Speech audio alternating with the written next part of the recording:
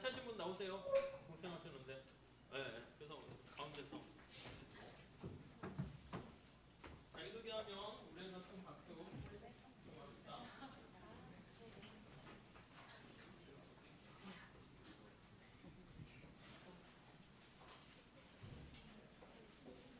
마이크 쓰세요, 마이크.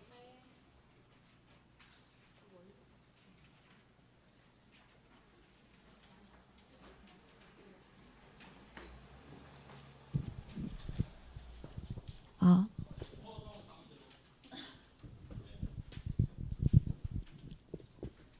안녕하십니까. 적자일 줄 알면서도 영화사가 영화를 제작하는 이유에 대해 발표할 홍채민, PPT 제작의 김수연입니다. 발표는 책에서 언급한 사례 한 가지와 우리에게 조금 더 친숙한 사례 한 가지를 추가 제시하면서 진행하겠습니다. 우선 책의 내용 설명입니다. 영화 산업은 도박과도 같은 사업입니다. 영화가 벌어들일 수익을 고려해서 투자금부터 엄청난 액수가 책정이 되는데요. 비용 회수 보장이 불확실하기 때문에 위험한 사업입니다. 그러다 보니 하나의 영화를 만들 때 많은 이들이 고려하게 되는 사항은 이 영화가 과연 얼만큼의 이득을 내게 될까입니다. 그러나 영화가 적자를 낼 것이 확실함에도 영화를 완성해 개봉하기로 결정하는 경우들이 있습니다. 이런 다소 모순적이어 보일 수 있는 상황을 매몰 비용이라는 경제학적 개념으로 설명해 드리겠습니다. 매몰 비용이란 이미 지출되어 돌이킬 수 없는 비용을 뜻합니다. 우리는 경제학을 배울 때 매몰 비용을 고려 대상이 아니라고 배웠습니다. 지금부터 사례를 통해 알아보겠습니다. 워터월드는 이 개념을 잘 보여주는 사례입니다. 워터월드는 지구가 물에 잠긴 미래를 배경으로 한 영화로 개봉 당시 유니버셜 스튜디오 역대 가장 많은 비용이 든 영화였습니다. 애초에 제작사는 1억 5천만 달러 정도의 수입을 예상했고 예산은 96일의 촬영 기간 동안 1억 달러였습니다. 촬영이 시작되자마자 1억 달러의 예상 비용 중에서 1,600만 달러 정도를 출연자들의 보수 등으로 매몰 비용으로 쓰였습니다. 하지만 영화의 촬영지였던 하와이 빅아일랜드의 항구는 영화 촬영을 위한 최적의 장소는 아니었습니다.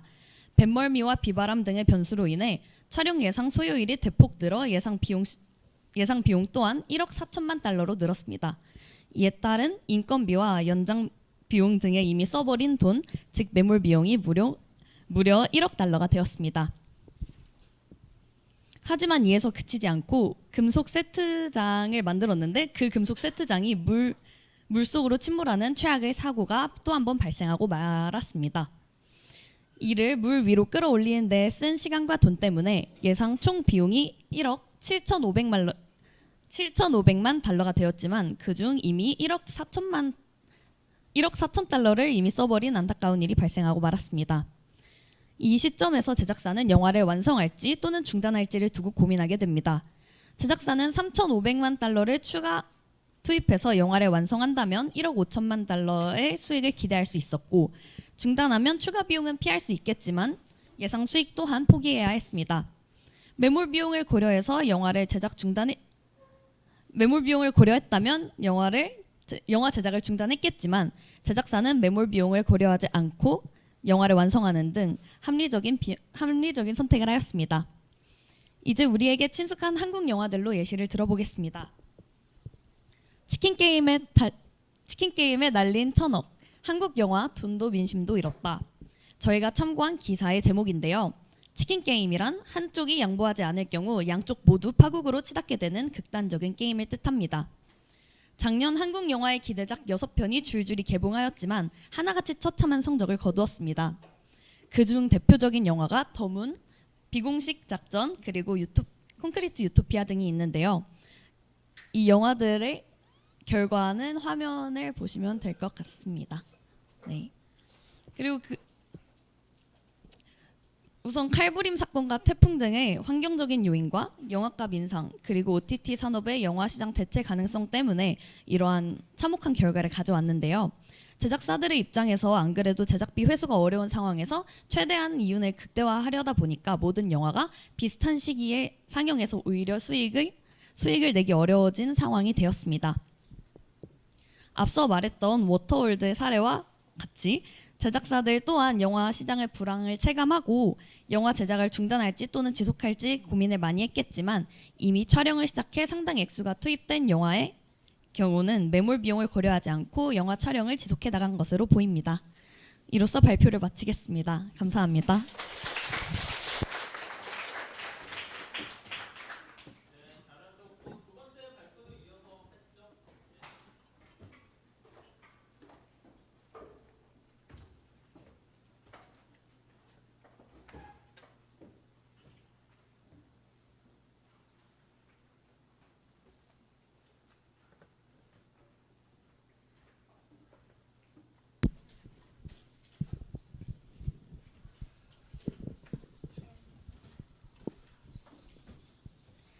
네, 안녕하세요. 무엇이 전통적 백화점을 죽였나에 관해서 발표하게 될 이다윤, 김영현입니다. 네, 우선 시험 기간이라서 마스크 쓰고 발표하는 점 양해 부탁드립니다. 저희는 책에서 사례를 가져와서 전통적 백화점의 폐업, 그리고 그에 따른 창고형 매장과 슈퍼센터의 성장, 그리고 그거에 대한 근거, 그리고 경제학적 개념인 규모의 경제성과 함께 말씀을 드릴 거고, 마지막으로 관련한 한국의 사례까지 말씀드리면서 발표 마치도록 하겠습니다. 우선 지난 20년 동안 북미 전역에서 많은 전통적 백화점들이 폐업했습니다. 이에 따라 수많은 일자리가 사라졌고 백화점을 중심으로 삼던 몰들 역시 문을 닫았으며 오랜 시간 동안 널리 알려졌던 소매업체 상당수가 파산했습니다. 그렇다면 무엇이 전통적 백화점의 폐업을 불러일으켰을까요? 온라인 쇼핑의 성장 때문일까요? 온라인 쇼핑의 성장은 전통적 백화점의 폐업 원인으로 사람들이 일반적으로 가장 많이 떠올리긴 하지만 온라인 쇼핑 성장만이 전부가 아니고 심지어 주 요인도 아니었습니다. 전통적 백화점의 폐업의 진짜 원인은 전통적인 다른 소매업체의 성장인 것으로 나타났습니다. 전통적인 다른 소매업체의 종류는 크게 두 가지로 나누어 볼 수 있는데요. 우선 코스트코와 샘스클럽과 같은 창고형 매장, 그리고 타겟과 월마트와 같은 슈퍼센터가 있습니다. 창고형 매장과 슈퍼센터와 같은 전통적인 다른 소매업체의 성장이 전통적 백화점의 폐업의 원인이 되었다는 근거는 크게 이렇게 세 가지로 들 수 있습니다. 우선 첫 번째로는 2000년부터 2015년 기간에 창고형 매장과 슈퍼센터의 매출이 크게 증가했습니다. 이 시기는 백화점의 폐업이 일어났던 시기인데요. 이렇게 매출의 증가는 온라인 매출보다 훨씬 컸기 때문에 이것이 백화점 폐업의 원인으로 볼 수 있습니다. 두 번째로는 백화점 고용 감소 시기와 창고형 매장 그리고 슈퍼센터의 고용 증가 시기가 일치한다는 점입니다. 마지막으로 세 번째는 창고형 매장과 슈퍼센터의 수가 증가한 지역에 백화점 폐업이 많이 발생했습니다. 네, 다음으로는 저번 수업 때 교수님께서도 설명을 해주셨던 규모의 경제성에 대해서 짧게 얘기해드리도록 하겠습니다. 우선 규모의 경제성이란 총 비용이 생산량의 증가보다 느리게 증가하는 것을 말하는데요. 가령 2배의 생산량이 비용은 2배보다 적게 증가시킨다면 기업은 규모의 경제성을 가지며 총 비용은 산출량보다 천천히 증가한다고 할 수 있습니다. 규모의 경제성과 관련해서 두 가지 다른 개념도 함께 이야기해드리도록 하겠습니다. 규모의 불경제성이란 2배의 생산량이 비용을 1배보다 많이 증가시키는 것이고, 규모의 불변 경제성은 2배의 생산량이 비용도 2배 증가시키는 것으로 총 비용은 산출량과 같은 정도로 증가합니다. 네, 그래프도 짧게 그려봤는데요. 왼쪽에 규모의 경제성 보시다시피 Q 산출량이 증가할수록 가격이 떨어지는 것을 규모의 경제성이라고 합니다. 네, 창고형 매장과 슈퍼센터가 백화점을 뛰어넘고 백화점의 폐업의 원인이 된 이유는 창고형 매장과 슈퍼센터는 규모의 경제성이 있었기 때문입니다. 신규 술의 도입으로 인해 주문 관리, 창고 배송, 재고, 계산 절차 등이 개선되었고 이를 통해 대규모 저비용 영업이 가능해졌습니다. 또한 앞서 말씀드렸던 온라인 소매에도 자체의 경제 규모성이 있었기 때문에 온라인 소매 역시 창고형 매장과 슈퍼센터처럼 백화점에 큰 압력을 가하는 주요 원인이 될 것으로 예상합니다.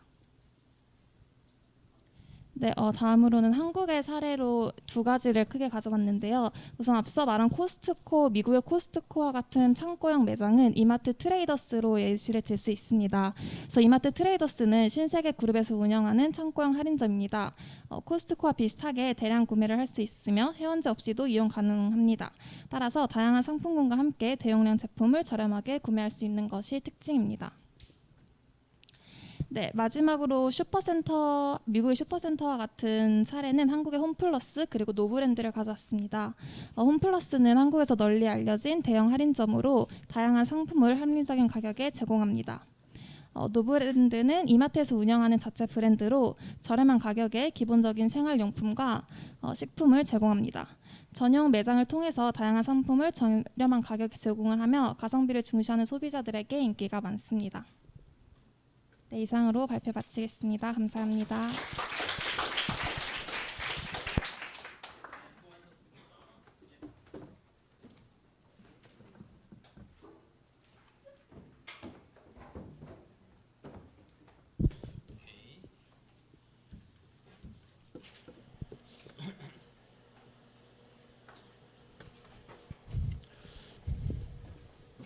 예, 그 발표 잘해 주셨는데 뭐 거기 관련된 뭐 인사이트를 제가 또 정리해 드리면 시간이 좀 약간 들어가지고 여러분 책에 내용 나와 있으니까 한번 보시고 약간 관련된 것도 시험에 그대로 낼 수 있으니까 한번 천천히 읽어봐 보세요. 자, 우리 잠깐 저것 좀 정리할게요. 우리 다음 주에 기말고사 시험을 봐야 돼 가지고 시험 범위를 좀 이렇게 정리를 한번 해볼게요. 자, 오늘 배우는 데까지 될 건데 중간고사가 몇 페이지부터예요? 정확하게 페이지 혹시 아세요? 그 소비자 선택 이론 대체 소득 효과 그거 빼고 그 전까지 했었나? 몇 페이지예요? 166? 165? 그러면 166페이지부터 제목이 뭐예요? 아, 가격 효과. 여기서부터 가격 효과서부터 오늘 배우는 데까지 오늘까지 이렇게 시험 범위로 하도록 할게요. 유형은 중간고사 때랑 거의 비슷해요. 그래서 주관식으로 할 거고요. 그 다음에 거기 약간 문제 하나만 딱 있을 수도 있는데 큰 문제는 작은 문제는 이제 뭐 1번 하면은 이 작은 문제가 이렇게 딸린 문제가 한 3개 4개 이렇게 있을 거다. 이렇게 보시면 되겠고 중간고사랑 비슷하게 상황에 맞춰서 좀 간단한 설명을 좀 써주세요. 그래프도 뭐 그리세요 하면은 그래프도 그려서 설명하시면 될 것 같고요.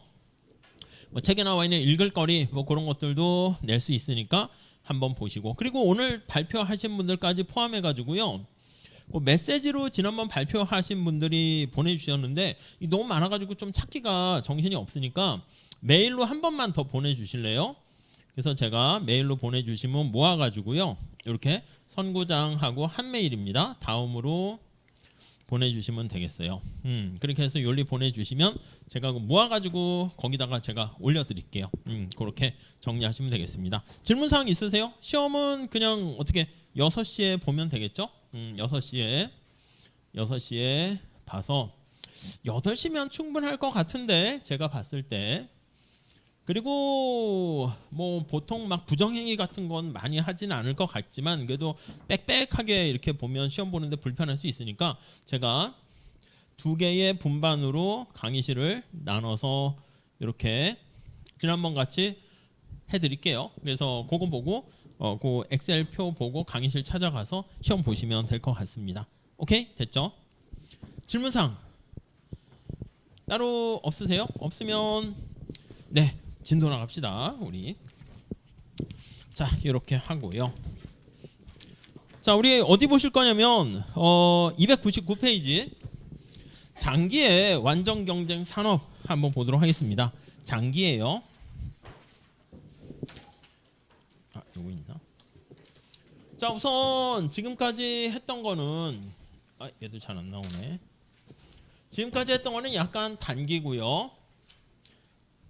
지금부터 할 거는 약간 장기다. 이렇게 보시면 되겠습니다. 단기와 장기를 다시 한번 정리 좀 해볼까요?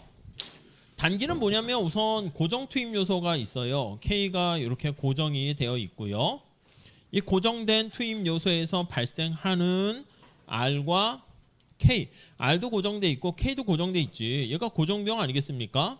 T자 뺄게요. 그래서 이렇게 고정 투입 요소가 있어서 이렇게 고정 비용이 존재하면 단기다. 이렇게 보시면 되겠고요.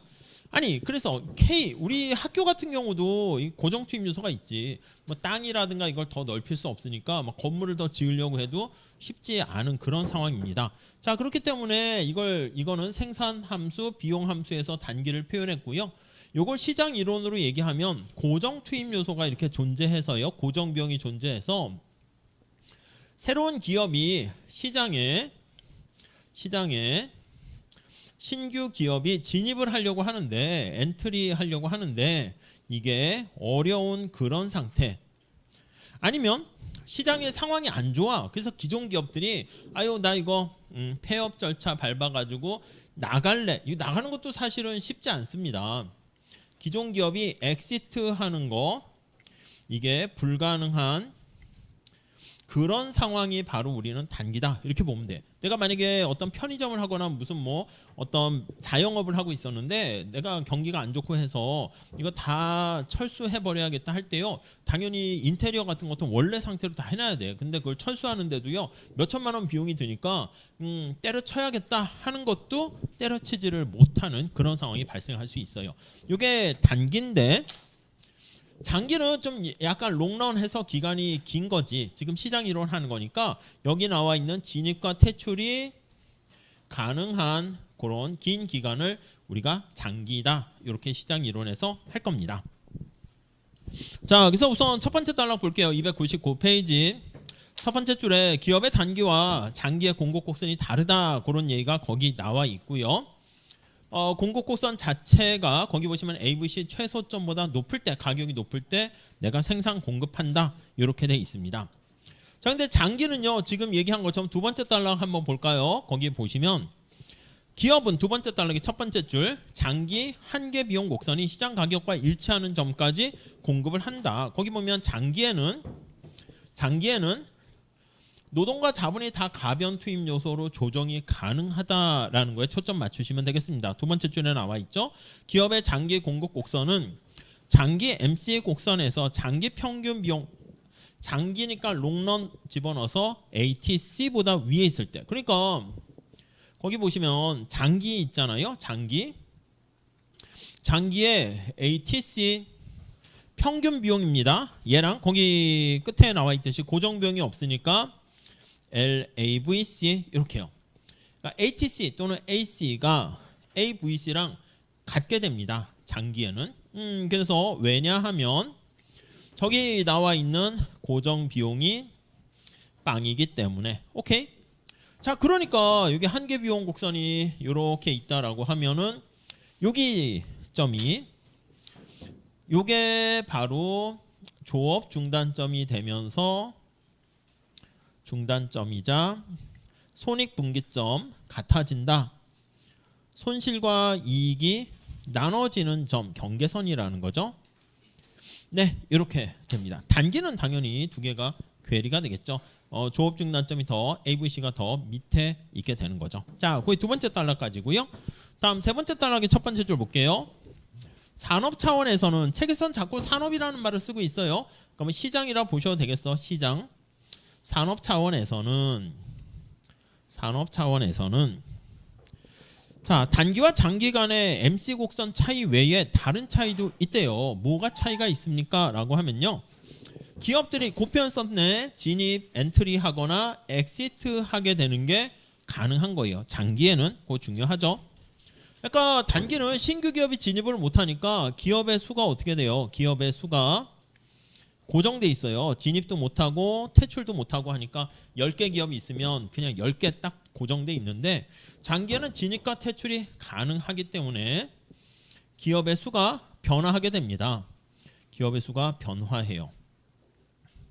그래서 차이가 나는 거는 아까 본 것처럼 단기에는 가격이 올라가게 되면 기존 기업들이 생산을 더 많이 하는 거 그거밖에 없었어. 근데 여기서는 신규 기업이 진입까지 할 수 있는 그런 상황이 추가적으로 들어오게 되는 거죠. 자, 그래서 거기 보시면 진입 이렇게 나와 있어요. 진입 밑에 한번 보도록 하겠습니다. 자, 첫 번째 줄 볼까요? 기업들은 이윤을 기대할 수 있는가 여부에 따라서 진입을 하거나 이윤이 마이너스가 될 것 같아 장기에 그럼 퇴출돼서 나가는 게 낫겠지. 그래서 퇴거, 엑시트를 퇴출이라고도 번역하고 퇴거라는 표현을 쓰게 돼요. 퇴출은 약간 자의적으로 타의적으로 자기가 쫓겨나는 느낌인데 퇴거는 그냥 나가는 거죠. 아 여기 안 되겠어 나가는 거니까 퇴거라는 표현을 더 좋아하시는 분들도 많이 계세요. 자, 두 번째 단락에 거기 가 보시면 자, 뭐 앞에 나와 있는 그림과 똑같은 얘기 하고 있는데 다음 페이지 한번 가볼까요? 요거 그대로 다시 한번 그려봅니다. 자, 여기가 이제 개별 기업 입장에서 보니까 장기에 ATC가 이렇게 있습니다. MC가 이렇게 장기니까 LMC라고 썼어요. 이렇게 있습니다.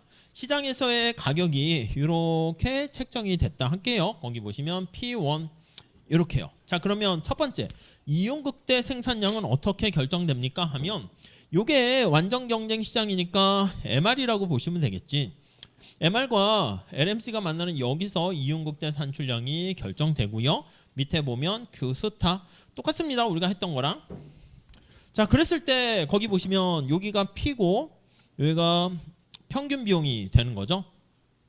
그러니까 이윤이 어떻게 됩니까 하면 P1 마이너스 ATC 요거를 빼고 여기다 Q스타 이게 바로 이윤이 되는 거죠. 자, 그러면 여기 이윤의 크기는 이렇게 빗금친 모습을 보일 수가 있습니다. 이게 플러스 이윤이다라는 것을 알 수 있죠. 양의 이윤을 얻고 있는 상황입니다. 오케이, 지금 그래프가 거기 나와 있고요.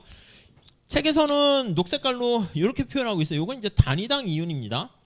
한 개 단위당. 근데 Q를 곱하면 이 빗금친 면적이 전체 총 이윤 이렇게 되겠죠. 앞으로 가볼게요. 자, 두 번째 단락 299페이지 진입의 두 번째 단락이 그 얘기를 하고 있고요. 양의 이윤을 얻고 있네요. 그리고 이게 단위당 이윤 이렇게 표현한 거고요. 단위당 이윤. 네, 그게 이제 거기까지 설명이 나와 있고요. 자, 지금은 양의 이윤을 얻고 있죠. 세 번째 단락 볼까요? 새로운 기업들도 이러한 기회를 누리고자 진입을 원하게 되고요. 프리하게 진입을 할 수 있어요. 진입하는데 장벽이 없다라는 상황입니다. 그래서 이렇게 되면 새로운 기업이 신규 기업이 프리하게 엔트리 이렇게 합니다. 그러니까 진입 장벽이 없는 거야. 그래서 거기 보시면 현실에서는 진입 장벽이 있겠지. 그래서 우리 책에서는 진입이 가능하다. 자유 프리라는 말이 이렇게 나와 있어요. 자유 진입이 가능하다. 우리 자유제 한 것처럼 이 자유라는 것은 대가를 치르지 않고 진입을 할 수 있다는 거야. 그러니까 진입하는 데 있어서 장벽이 없어. 이런 표현이죠. 자, 그래서 거기 보니까 법과 제도적인 기술적인 장벽 때문에 진입 장벽이 막혀 있지 않다 이 뜻입니다. 자, 그렇게 되면 어떻게 되겠어? 신규 기업이 진입을 하게 되네요. 자, 그래서 다음 페이지 가 보시면 밑에 그래프를 한번 볼게요. 자, 여기다 두 개를 같이 그리는 게 좋습니다. 이렇게요. 지금 수요와 공급이 요거 산업이야 마켓이라고 쓸게요. 이렇게 마켓 M이라고 할까요? 대문자로 썼으니까 수요 공급. 그래서 점점점점점 이 가격 하위에서 쭉 개별 기업입니다. 개별 기업 입장에서는 시장에서 결정된 가격을 받아들여요. 지금 P1이지. 요게 MR이 되겠습니다. 그래서 저기 나와 있는 것처럼 지금 이런 식으로 장기의 비용이 이렇게 있고요. 이렇게 MC 장기까지 넣을까요? 장기 이렇게. 그러니까 저기 나와 있는 거 다시 한번 색깔을 칠해 보면 이윤극대 산출량이 이렇게 되고요. 여기가 플러스 이윤이 이렇게 누리게 되는 거죠. 오케이. 근데 지금 이렇게 되면은 신규 기업이 이렇게 진입을 하게 됩니다. 진입을 하게 되면 여기에 영향을 미치게 될 거야. 기업들이 진입해서 생산을 많이 하게 되니까 밑에 그림 볼까요? 진입 이렇게 써놨네. 그래서 공급 곡선이 이렇게 이동을 합니다. S2로 이동을 하게 되는 거야. 여기가 S1 이렇게 됐다가 이해 가시죠? 그래서 공급곡선이 우측으로 이동을 하게 되고요. 자, 우측으로 이동하게 되니까 시장의 전체 가격은 하락하겠죠. 하락하고 싸지니까 수요량도 증가하고 처음에는 이렇게 증가하니까 이만큼 증가했다가 가격이 하락하면서 공급량도 좀 줄고 수요량이 증가하면서 여기가 새로운 균형점이 됩니다. 밑에 책에 따로 있지는 않은데 얘가 P1, P2 이렇게. 그러면 언제까지 진입합니까? 여기 나와 있잖아. 양의 이윤을 누리고 있는 한 계속 진입이 이루어질 거고, 그러면 이게 장기에는 이렇게 장기 평균 비용 곡선 최저점에 가게 되면 이게 되면 더 이상 진입할 요인이 없어요. 이윤이 빵이니까. 물론 이윤이 빵이라 해서 남는 게 없다는 건 아니고 기회비용만큼은 회수할 수 있는 거죠. 자, 그래서 300페이지 볼게요. 첫 번째 줄 이윤을 얻을 수 있기 때문에 첫 번째 줄 볼게요. 앞서 진입한 기업보다는 이윤이 작겠지. 그치? 아니 기존 기업은 이미 생산하고 있고 딱 자리를 잡고 있으니까 조금 더 이전부터 이윤이 누적되는데 신규 기업은 이제 시작하니까 이윤의 절대 크기는 작을 수 있겠지만 산업 밖에 있는 것보다는 진입을 하는 게 당연히 유리하게 되고 그래서 진입을 선택하게 됩니다. 자, 그래서 그들이 진입하게 되면 자, 요거죠. 산업 세 번째 줄 산업의 공급 곡선이 책에서 더 바깥쪽 했는데 이게 우측 이동이라는 거지. 이렇게 진입을 통해서 공급 곡선이 우측으로 이동을 하게 되고요. 시장의 가격은 이렇게 하락하게 된다라는 거 알 수 있습니다. 자, 네 번째 줄 볼까요? 이런 과정은 계속 진행되다가 마지막에 들어오는 기업이 있을 거 아니겠습니까? 그래서 HTC 최소점의 가격이 위치하면 더 이상 만약에 더 떨어지게 되면 이제 손해가 되니까 더 이상 진입 유인이 없어지게 됩니다. 그래서 다시 정리하면 우리가 소위 말하는 장기의 균형 상태가 된다라고 하면 균형은 P가 하락하다가 L, ATC 최소점 이 최소점이라 쓸까?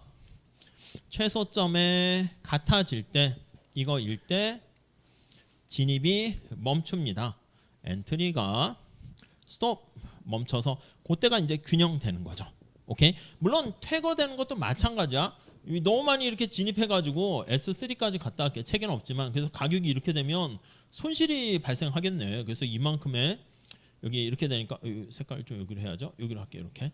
그래서 요만큼의 손실이 발생하게 되면 이거는 이제 문 닫고 나가는 거지. 그래서 퇴거하게 되면 가격이 이제 다시 좀 올라가서 이렇게 되었을 때가 멈추게 됩니다. 그 얘기가 거기 나와 있고요. 그래서 마지막 줄 보시면 완전 경쟁적 산업에서요 가격이 최소 LATC 수준으로 하락하게 되면 기업도 이윤을 얻을 수가 없습니다. 그럼 이윤이 빵 이렇게 됩니다. 그래서 이때는 이윤이 빵이다. 자, 그래서 우리 거기 나와 있는 것처럼 이상하게 들릴 수 있다는 거지. 아, 이윤이 빵인데 남는 게 하나도 없는데 왜 거기 있지? 이렇게 생각할 수 있는데 얘기는 뭐라고? 정상 이윤은 0보다 큰 거지. 요거는 우리가 경제적 이윤을 얘기하는 거야. 경제적 이윤 또는 이걸 초과 이윤이라 합니다. 정상 이윤을 초과하는 초과 이윤이 빵을 의미하고요. 정상 이윤은 0보다 크다 이렇게 보셔야죠. 정상 이윤은 그러니까 딴 데서 받는 것만큼은 벌긴 하는 거야. 근데 그 이상을 벌지 못한다 이 뜻인 거지. 오케이, 그 정도 보시고요. 그래서 거기 뭐라고 이걸 표현하고 있냐면 재미난 표현인데 완전 경쟁 세계는 험난하다 이 느낌이 이해되세요? 그러니까 뭔가 너무 경쟁이 치열해가지고 험난한 세상이라는 거야. 뭔가 손쉽게 땅 짚고 헤엄치는 것처럼 뭔가 이렇게 쉽게 초과이윤을 누리기가 어려운 상황이다 이렇게 보시면 돼요. 그래서 거기 나와 있네. 가령 누가 멋진 사업 아이디어를 얻었습니다. 그것으로 돈을 번다라고 하면 누구나 진입해서 모방하기가 쉽게 되는 거야. 그래서 처음에 뭘 할 때는 되게 막 시행착오도 많이 겪고 어렵긴 한데 뒤에 따라가는 사람은 제가 저렇게 해서 실패해서 넘어졌네? 그럼 조금 피해 가야지. 이렇게 하면은 오히려 모방하는 데는 비용이 좀 굉장히 좀 싸게 먹히는 측면이 있죠. 그러다 보니까 이러한 무이윤이라고 합니다. 이윤이 빵 이렇게요. 무이윤 조건, 없을 문자죠. 무이윤 조건. 이게 이제 장기 균형 상태다. 이렇게 보시면 되겠습니다. 자, 근데 거기 나와 있는 다음 페이지 첫 번째 줄에 회계적 이윤이 아니라 경제적 이윤이라는 거야. 그러니까 경제적 이윤은 빵이고요. 요 정상 이윤을 우리가 회계적 이윤과 같게 보시면 돼. 회계학에서 얘기하는 회계적 이윤은 0보다 크다. 이렇게 보시면 되겠죠. 네, 그 정도 경제적 이윤을 말한다. 사업주가 드리는 시간의 기회비용 그런 것들이 다 기회비용, 비용의 경작인 집어넣죠. 자, 사업주는 사업을 계속할 만큼 다른 선택을 했을 때보다 나쁘진 않아. 딴 거 해도 그냥 뭐 한 달에 한 500 버는데 요거 해도 500 버는 거야. 근데 이제 초과해서 얻게 된 이유는 없지만 그냥 무난하다, 험난하고 방심하면 잠깐 또 뒤로 지쳐지는 뭐 그런 상태가 되겠습니다. 자, 퇴출은 지금 이거야. 퇴출은 시장의 가격이 너무 이렇게 낮은 상황에서는 손실이 발생하게 되니까 퇴거돼서 접고 나간다 이렇게 보시면 돼. 근데 우리 현실에서는 앞에서 본 것처럼 워터월드 아까 뭐 얘기한 것처럼 옛날에 저도 봤던 영화인 것 같긴 한데 한번 찾아보시죠. 기말고사 끝나고 한번 보시죠. 그래서 그거랑 우리나라 뭐 작년에 나왔던 거 아까 영상 본 것처럼 도대체 이게 어떤 영화야 하면서 그런 것도 보시고 사실은 그런 걸 좀 더 많이 해야지. 그래서 이런 얘기들은 좀 짧게 근데 기본 개념들을 이제 좀 약간 그러니까 좀 그런데 원래는 뭐 이런 것보다도 이제 그 사례 같은 거 더 많이 오히려 그래서 제 생각에는 경제학 강의를 좀 잘 해놓고 이걸 무기로 삼아가지고 뭐 경영학이나 뭐 이렇게 현실 나중에 막 많이 쓸 수도 있습니다. 밖에 나가서 하다 보면 알게 모르게 그때 배웠던 간단한 수요 공급의 원리도 이렇게 좀 써먹으셔야지. 근데 자기는 써먹는다 생각 안 하지만 부지불식간에 머릿속에 이렇게 써먹게 되는 그런 상황이 될 수도 있긴 하겠죠. 자, 그 정도 정리하시면 되겠습니다. 퇴출 파트 거기 세 번째 단락 보시면 자유진입과 퇴출은 완전 경쟁 산업의 시장 가격을 최소의 장기 평균 비용 최소점의 가격이 가도록 만드는 힘이 된대요. 이로부터 완전 경쟁 시장에는 두 가지의 중요한 특성이 나온대요. 여기 나와 있는 걸 다시 한번 정리를 할게요. 그래서 어떤 두 가지 특성이 나오냐 정리를 간단하게 하면은 첫 번째 한번 봅시다. 1. 산업의 단기 공급 곡선은 우상향하지만 이거요. 단기 공급 곡선은 우상향하지만 장기 공급 곡선은 최소 여기 LACT 장기 평균 비용 곡선 최소점에서 수평이 된다. 그래서 장기의 공급 곡선은 수평이다. 이렇게요. 아니 단기는 우상향 하잖아. 근데 앞에서 말씀드린 것처럼 우리 뭐 어떻게 보면 뒤에 나오긴 하거든. 뒤에 그림이 좀 더 나옵니다. 거기 보시면 303페이지 나와 있어요. 그래서 이렇게 보시면 이게 왼쪽에 산업이야, 산업. 그리고 P 이렇게 나와 있는데 아니 이게 이제 장기에 여기 살짝 그림만 그릴게요. 이렇게 가격이 있을 때 여기 장기의 ATC 최소점 여기에 해당하는 요 점이 이렇게 있는 거죠. 뒤에 이제 동태적인 과정도 좀 보긴 할 건데 수요가 만약에 늘었어.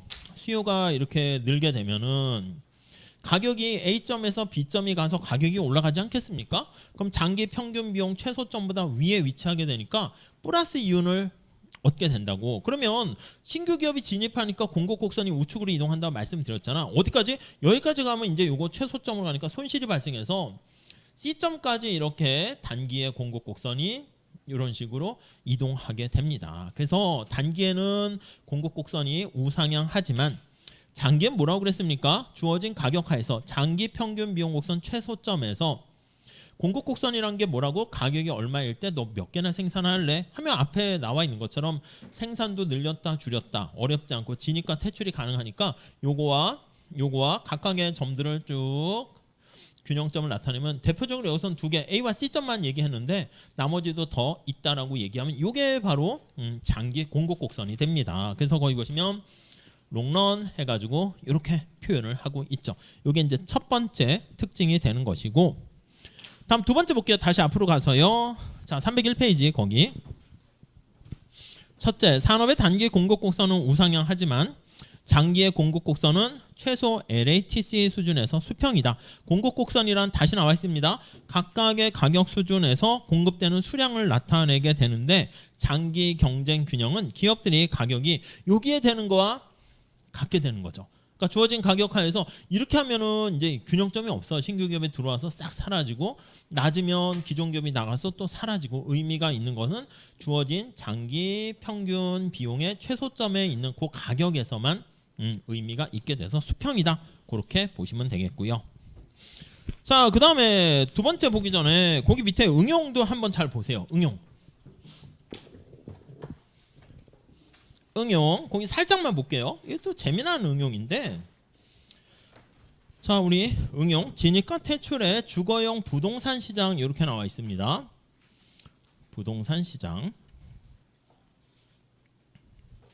그래서 우리 교과서 맹쾌 경제학이라는가 아니면 이런 것들도 있잖아. 이런 것들도 읽을 거리를 잘 이렇게 재미난 거 미시거시 뽑아가지고, 그러니까 이것도 뭐 나중에 글쎄 잘 모르겠지만 여러분도 유튜브 하세요? 아무튼 그런 거 할 때 써먹으면 되지. 이거 읽을 거리 해가지고 이걸 좀 현실에 비슷하게 만들어가지고 PPT 만들어서 이렇게 딱 써먹게 되면은 이게 다 이게 우리가 이제 경작을 하다 보니까 이거는 뭐 그냥 식상 안에 이럴 수 있는데 밖에 있는 사람 봤을 때는 엄청 이게 참신하다니까.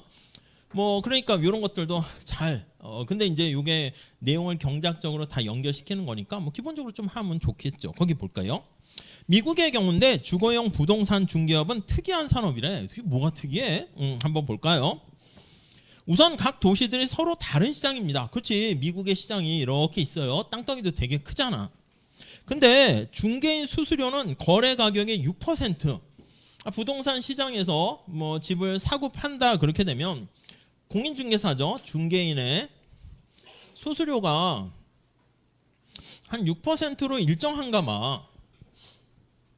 그럼 여러분들 생각해 보세요. 아니 내가 비싼 집을 파는 거랑 싼 집 파는 거랑 뭐가 훨씬 더 많이 남겠어? 비싼 집 파는 게 훨씬 많이 남겠지. 내가 뭐 10억짜리 파는 거랑 1억짜리 파는 거랑 퍼센트지 수수료는 이렇게 똑같단 말이죠. 이해 가시죠? 아니 왜 같지? 얘네들이 담합을 했나? 이렇게 자 싸던 비싸던 우리는 무조건 수수료는 금액의 6%로 하겠습니다. 이렇게 담합의 의혹을 가질 수도 있게 된다는 거지. 아니 서로 치열하게 경쟁해서 저쪽 중개사가 6%에 저희는 거래를 매칭해 드릴게요. 그럼 아니요 저는 5% 할게요. 이게 경제학에서의 경쟁 아닙니까? 근데 이게 딱 정해져 있대. 왜 이럴까 하는데, 근데 재미난 것은 어떻든지 간에 자 보스턴 매사추세츠에 있는 보스턴은 집값이 고가의 집이 이렇게 팔리는 동네고요. 근데 거기 보니까 또 파고라는 동네는 거기 보니까 약간 가격이 좀 싼가 봐요. 저가의 집이 거래되는 중개 역할을 하는 그런 시장이 있어. 우리도 마찬가지지. 서울이 있고 수도권이 있고 지방이 있고 그런데 다 6%면 서울의 강남에 있는 비싼 집을 내가 만약에 하나 매매를 체결했다. 그럼 거기서 떨어지는 금액이 굉장히 커지겠죠. 자 그런데 거기 보시면 두 번째 단락 보세요. 아니 이렇게 수수료가 동일하다니까. 동일. 자 두 번째 단락 보시면 로스앤젤레스나 보스턴처럼 집값이 비싼 곳에서 중개업을 하는 게 당연히 낫겠지. 나도 그럼 서울 강남에서 할래. 하나 팔았을 때 떨어지는 게 되게 많다는 것이죠. 자 그래서 거기 보시면 보스턴에서는 평균 집 가격이 50만 달러를 넘어가게 되는데 중개인은 주택당 약 한 3만 달러를 6%니까 받게 됩니다. 근데 파고는 집값이 이렇게 싸가지고 하나 거래했을 때 금액이 작은데, 자 밑에서 두 번째 줄 보스턴 중개인들이 벌어들이는 평균 연봉을 보면 여기에 있는 공인중개사 하는 사람이나 여기에 있는 사람이나 별반 거기 보니까 연봉은 뭐 월급이라 해도 되고 연봉은 그냥 비슷해요. 비슷해. 왜 그러지? 여러분 살짝 눈치챌 거야. 만약에 이게 엄청난 자동차를 판다 해도 뭐 벤츠나 그렇게 고가의 자동차가 있고 좀 싼 게 있어. 근데 고가의 자동차는 사실 많이 팔기 힘들잖아. 1년에 해봤자 뭐 한 두세 개 팔았다. 뭐 그거보다 많이 팔긴 하겠지. 10개 팔았다. 그러면 이건 약간 박리담회지. 좀 내가 수수료는 작지만 요거는 수요도 많게 되고 그렇게 되니까 훨씬 더 얘가 10개 팔 때 얘는 100개를 파는 거야. 그러니까 이제 거래 매칭하는 양이 이게 많아지니까 사실 계산해 보면 비슷하다 이렇게 볼 수가 있게 됩니다. 넘어갈게요. 그 얘기가 거기 나와 있습니다. 302페이지. 자, 첫 번째 줄 경제학자 거기 나와 있는 시에와 모레티에 따르면 뭐 이런 연구를 했네요. 밑에 레퍼런스도 있는데 이런 사정은 자유진입으로 설명된다. 그러니까 이 사람이 생각하는 거지. 저기는 집값도 비싸네. 나도 저기서 거래할래. 사람들이 여기로 모이는 거 아니겠습니까? 아까 얘기한 것처럼 고가 하나 팔면 이득이면 그래도 거기가 낫겠네. 여기는 경쟁이 치열합니다. 그러니까 살짝 더 판매하기가 되게 어렵게 된다고요.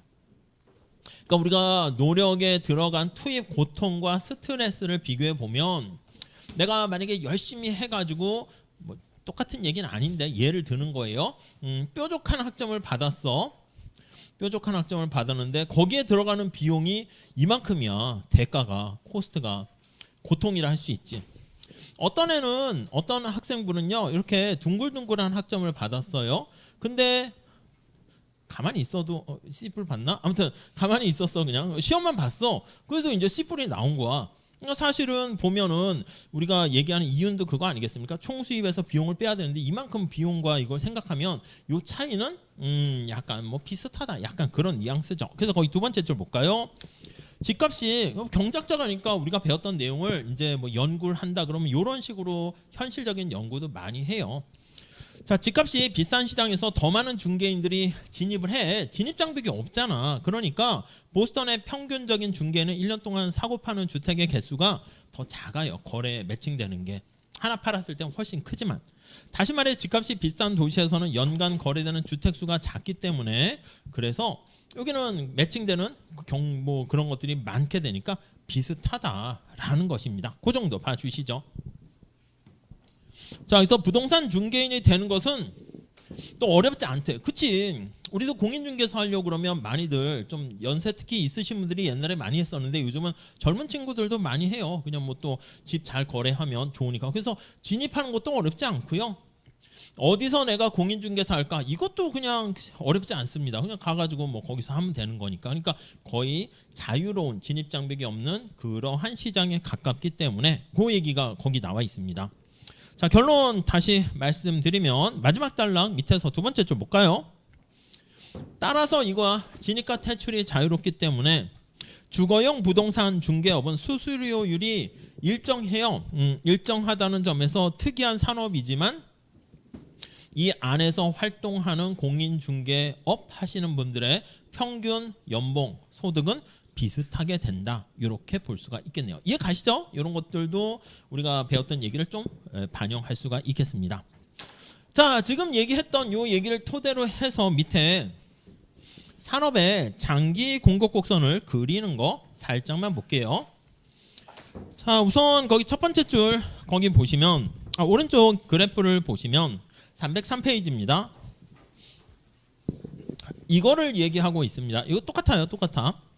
자, 거기 그림을 보시면 근데 시작 자체는 이제 뭔가 균형에서 시작하는 거야. 그래서 이게 산업 전체야. 거기 보시면 이렇게 S1, D1 이렇게 돼서 가격이 P1 이렇게 있습니다. 그래서 점점점점 해가지고 개별 기업의 능력인 비용 함수는 정해져 있겠죠. 그래서 여기서 점점점점 하여서 거기 오른쪽에 보시면 장기에 LATC 이렇게 있고 이렇게 보시면 LMC 이렇게 있습니다. 자, 그래서 이게 첫 번째 앞에서 한 걸로 하면 여기가 A 이렇게 보시면 되겠죠. 자, 거기 그림 바로 밑에도 설명이 잘 나와 있긴 한데 왼쪽으로 다시 가볼게요. 302페이지 두 번째 단락 볼게요. 자, 외부 시장에 어떤 충격이 발생했습니다. 어떤 충격이 발생했나 보시면 소비자가 기호가 변화했어. 소비자의 취향 기호가 변화해가지고 변화로 기호가 변하면 수요 곡선에 영향을 주는 거죠. 사겠다는 소비자의 수요에 영향을 미치니까 제품의 수요가 증가했습니다. 이렇게 증가했어. 그래서 디맨드 곡선이 우측으로 이동을 합니다. 그럼 사람들이 물건도 많이 사서 거래가 많아질 뿐만 아니라 가격이 올라가겠지. 그래서 여기 B점 이렇게 올라갑니다. 점점점점 해서 올라가죠. 근데 앞에서 말씀드린 것처럼 가격이 이렇게 되면 여기다 색칠을 안 할게.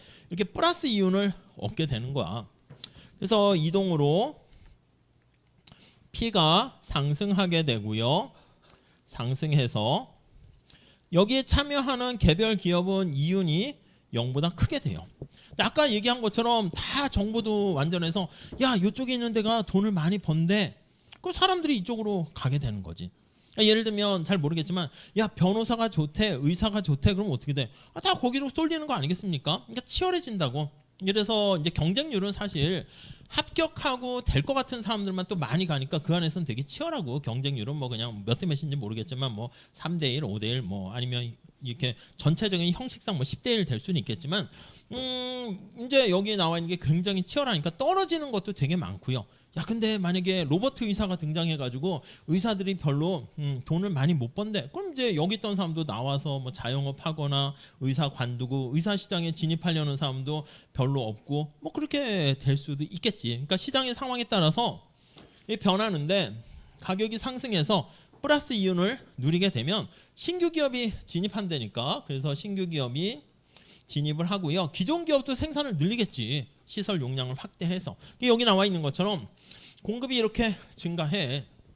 요때가 돼도 여기 나와 있는 것처럼 최소점보다 위에 있으니까 계속 증가하다가 어디서 멈추냐? 여기서 멈추겠죠. C점이라고 할게요.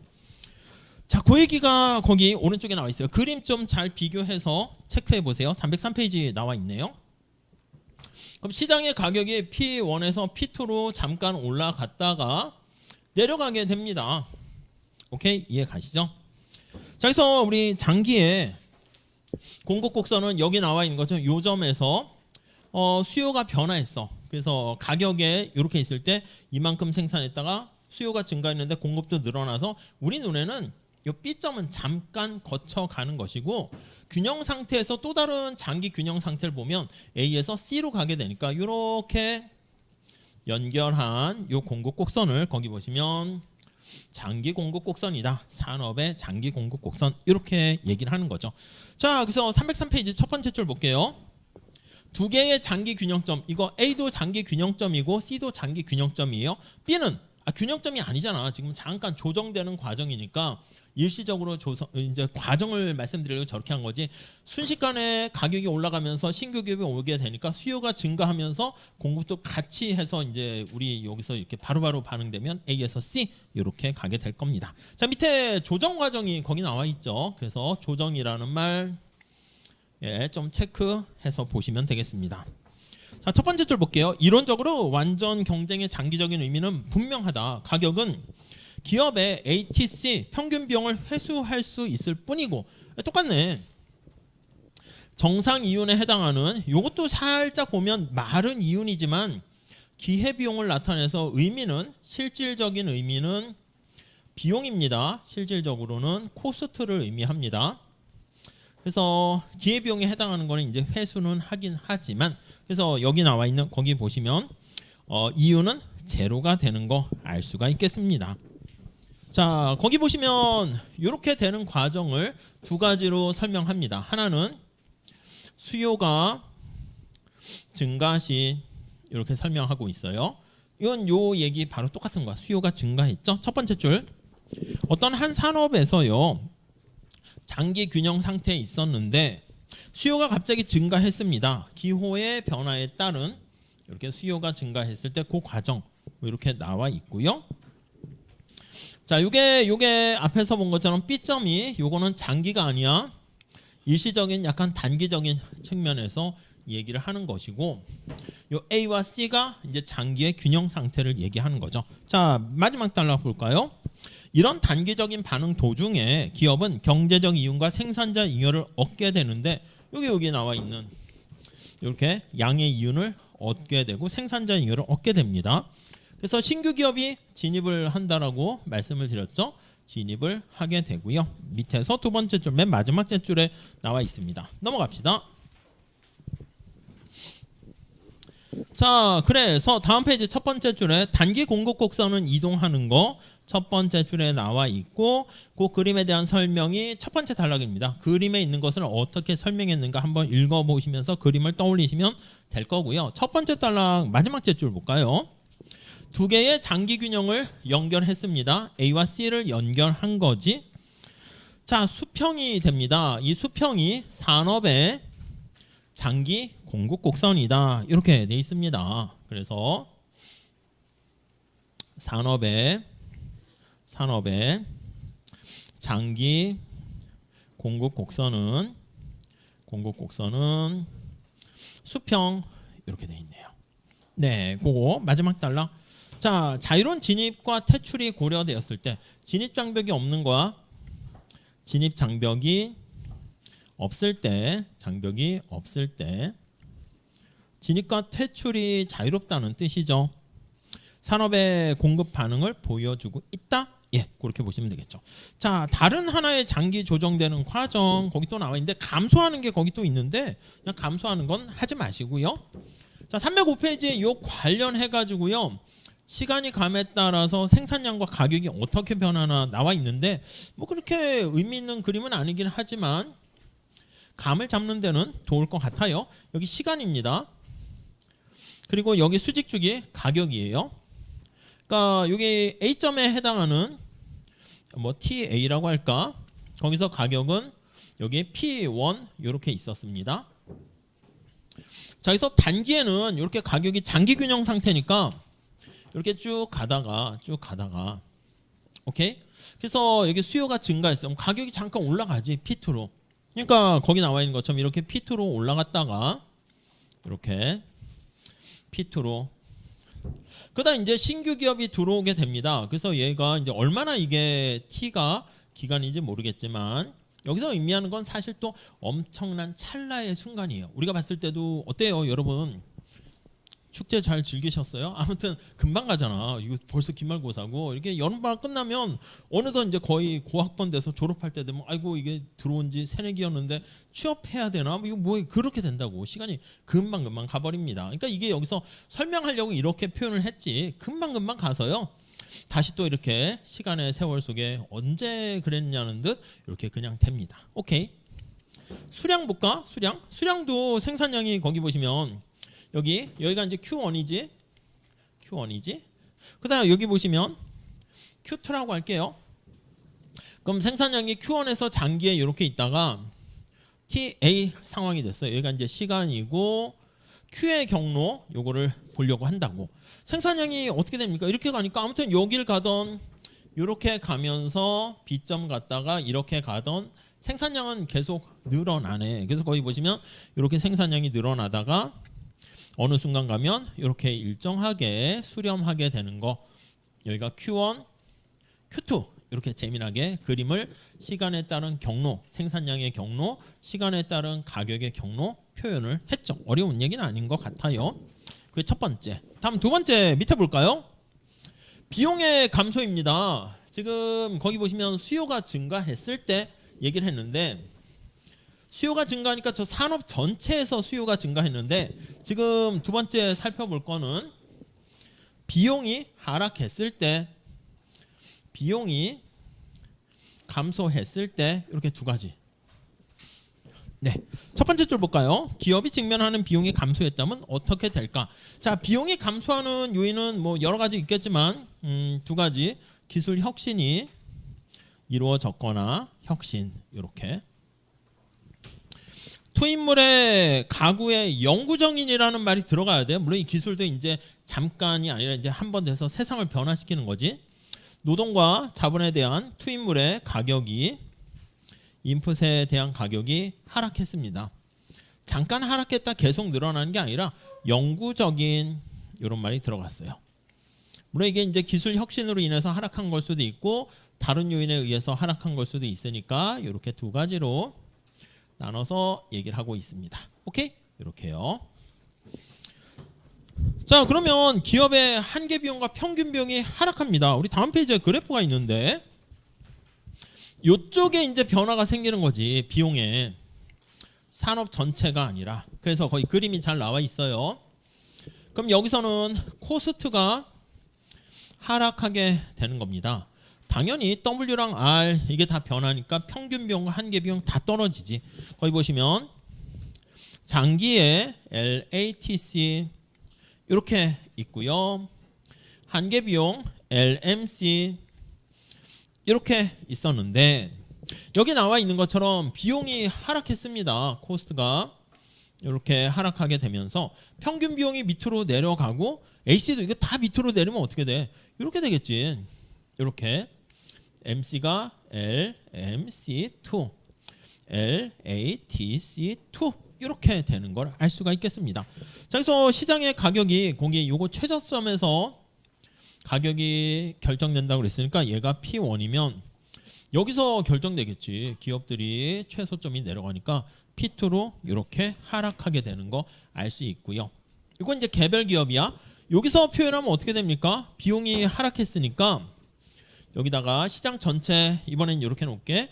이렇게 있던 상황에서 수요와 공급 이렇게 있던 상황에서 얘가 기술 혁신으로 비용이 하락하니까 산업 전체의 공급 곡선이 우측으로 이동을 하게 됩니다. 그러니까 하방 이동이다 이렇게 보면 더 좋겠죠. 비용이 떨어지게 되는 거니까 하방으로 이동하는 거야. 그래서 얘가 이렇게 이동을 해요. 1번 이렇게. 아니 그러면 가격이 하락했잖아. 가격이 하락하면 어떻게 되겠습니까? 거기 일부 기업 같은 경우 이게 훨씬 싸지게 되는 거니까 당연히 기업들 입장에서는 거기 나와 있는 것처럼 여기 플러스 이윤이 되니까 생산량이 이제 증가하는 거지. 여기가 A에 해당하는 게 여기는 B 이렇게 여기는 B 프라임이라 해야겠네. 이렇게요. 그러니까 개별 기업은 생산을 늘려 당연히 이 경우에는 생산 늘려. 근데 이제 신규 기업이 또 시장에 진입하잖아. 그러니까 시장 전체는 이렇게 진입할 수 있으니까 이렇게 증가하는 거 그림 같이 보시면 되겠습니다. 그리고 가격하고 생산량의 변화 조정되는 과정도 잘 나와 있으니까 그 정도 봐주시면 되겠고요. 어렵지 않은 것 같습니다. 넘어갈게요. 307페이지 한번 보시면 그 관세와 콩수요의 감소 이거는 셀프 해가지고 한번 체크해서 한번 봐주세요. 우리가 지금 얘기했던 건데 미국의 트럼프 행정부가 뭐 중국 제품에 대해서 수입 관세를 25%나 올린 거야. 그럼 관세가 올라가니까 가격이 올라가겠지? 그럼 사실 중국 입장에서 가만히 있지 않겠죠. 그러니까 당연히 중국도 보복 관세를 하게 되면 또 가격이 올라가서 그렇게 물품세 부과하는 거랑 똑같은 효과가 되었을 때 어떻게 되게 그걸 얘기하는 건데 거기 한번 밑에 두 번째 단락 세 번째 단락 그 얘기인데 그래프는 없지만 한번 읽으면서 요걸 적용해서 한번 봐주시면 좋을 것 같습니다. 자 우선 그 정도 하시고요. 잠깐 쉬었다가 그 뒤에 마지막 내용하고 뭐 생산자 잉여 뭐 경제적 지대 쬐끔 하고 마무리 짓도록 합시다. 잠깐 쉬었다 할게요.